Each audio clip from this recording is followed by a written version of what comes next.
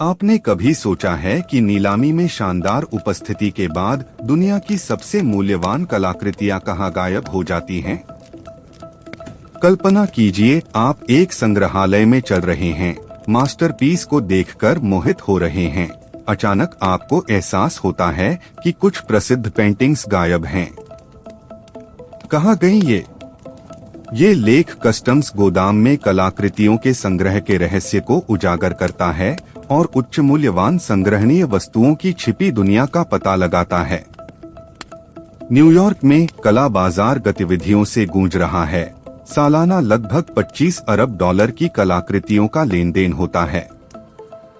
ऑस्ट्रियाई मूल के फ्रिट्ज, एक अनुभवी कला फॉरवर्डर, ने पहली बार देखा है कि वॉल स्ट्रीट के वित्तीय उछाल ने कला की दुनिया में कैसे फैलाव किया है।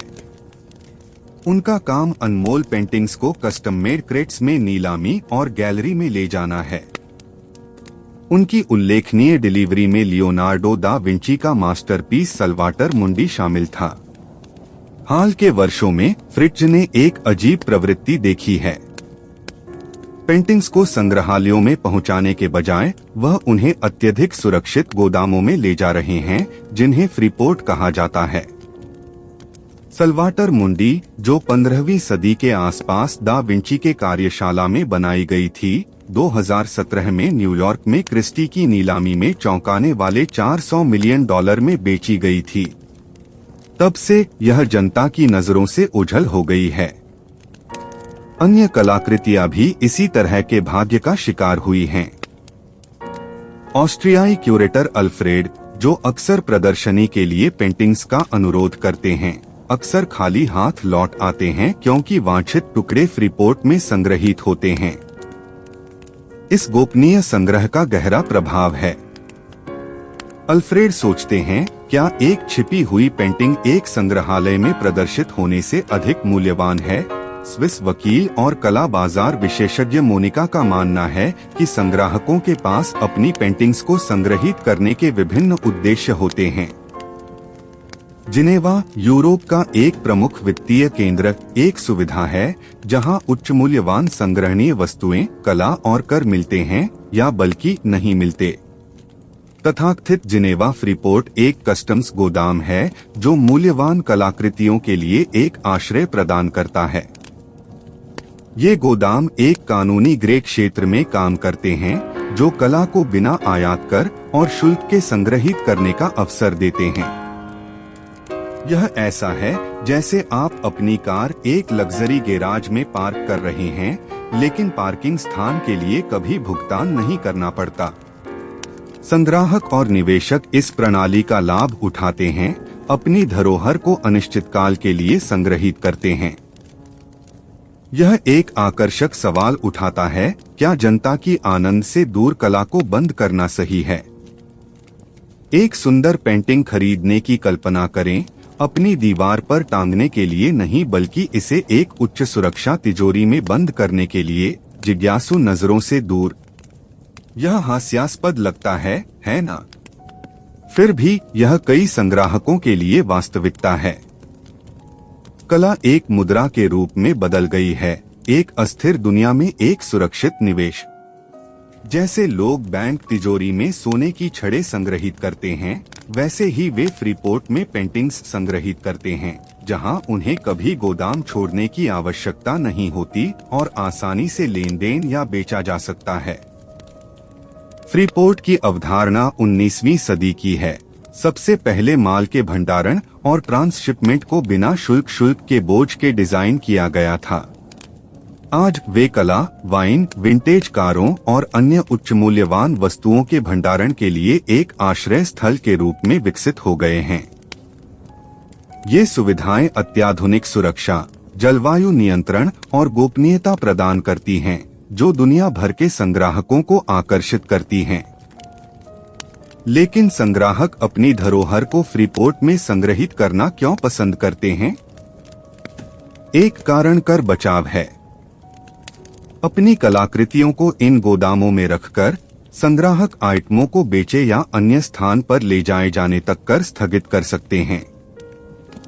यह ऐसा है जैसे आपकी केक है और आप उसे खा रहे हैं, अमीर व्यक्तियों के लिए एक लुभावना प्रस्ताव जो अपने निवेश को अधिकतम करना चाहते हैं। फ्रीपोर्ट एक ऐसा गोपनीयता स्तर प्रदान करते हैं जो पारंपरिक संग्रहालय और गैलरी नहीं दे सकते। एक दुनिया में जहां अक्सर पारदर्शिता की मांग की जाती है, ये गोदाम एक गोपनीयता का पर्दा प्रदान करते हैं। लेन देन बिना सार्वजनिक निगरानी के हो सकते हैं। इसे उनके लिए एक आकर्षक विकल्प बनाते हैं जो अपने मामलों को गुप्त रखना पसंद करते हैं। यह ऐसा है जैसे आपके पास एक गुप्त बगीचा हो जहां केवल कुछ चुनिंदा लोगों को प्रवेश की अनुमति हो। हालांकि यह गोपनीयता जनता के लिए लागत पर आती है। जब मास्टरपीस छिपे रहते हैं तो वे जनता के देखने और आनंद लेने के लिए पहुंच योग्य नहीं होते। यह ऐसा है जैसे ये कलाकृतियां एक सुनहरी पिंजरे में बंद हैं। कुछ विशेषाधिकार प्राप्त लोगों द्वारा प्रशंसा की जाती हैं, जबकि बाकी दुनिया अंधेरे में रहती है। यह समाज में कला की भूमिका के बारे में नैतिक सवाल उठाता है। क्या कला को केवल एक वस्तु के रूप में माना जाना चाहिए या इसका एक बड़ा उद्देश्य है? कला हमेशा संस्कृति और इतिहास का प्रतिबिंब रही है, एक माध्यम जिसके माध्यम से हम दुनिया और अपने स्थान को समझते हैं।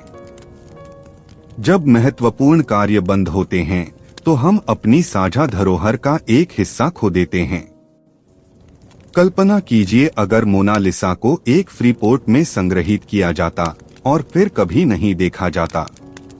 इसकी रहस्यमय मुस्कान न केवल इसकी रचना का रहस्य बन जाएगी बल्कि इसके अस्तित्व का भी रहस्य हो जाएगा। इन गोपनीय प्रणालियों के भीतर कला धोखाधड़ी और मनी लॉन्ड्रिंग की संभावना के बारे में भी चिंताएं हैं। पारदर्शिता और विनियमन की कमी अवैध गतिविधियों को नजरअंदाज करना आसान बनाती है। यह ऐसा है जैसे एक कैसीनो हो जिसमें कोई कैमरा या सुरक्षा न हो, जहां कुछ भी चलता है। यह कला बाजार की अखंडता को कमजोर करता है और वैध संग्राहकों और संस्थानों के लिए एक जोखिम पैदा करता है। इन समस्याओं के बावजूद फ्रीपोर्ट भंडारण की मांग बढ़ती रहती है।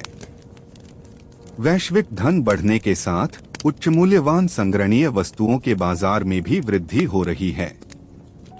ये गोदाम विस्तारित हो रहे हैं। दुनिया भर में रणनीतिक स्थानों पर नई सुविधाएं बनाई जा रही हैं। यह एक तेजी से बढ़ता उद्योग है, सुपरधनवानों की आवश्यकताओं को पूरा करता है। तो हमें कहां छोड़ता है?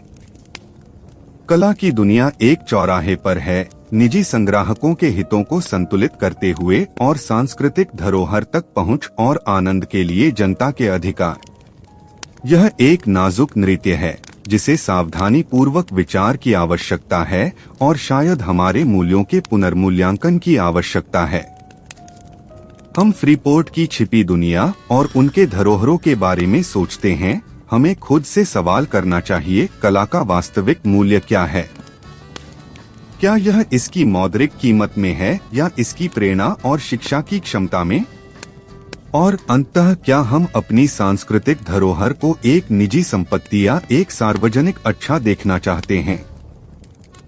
तब तक आशा है कि आप मेरी फाइनेंशियल रूपकथा पॉडकास्ट चैनल पर आनंद के साथ वापस आएंगे। मेरे चैनल को सब्सक्राइब करके रखें और फेसबुक, व्हाट्सएप, लिंक्डइन और ट्विटर पर इस कहानी को शेयर करना न भूलें।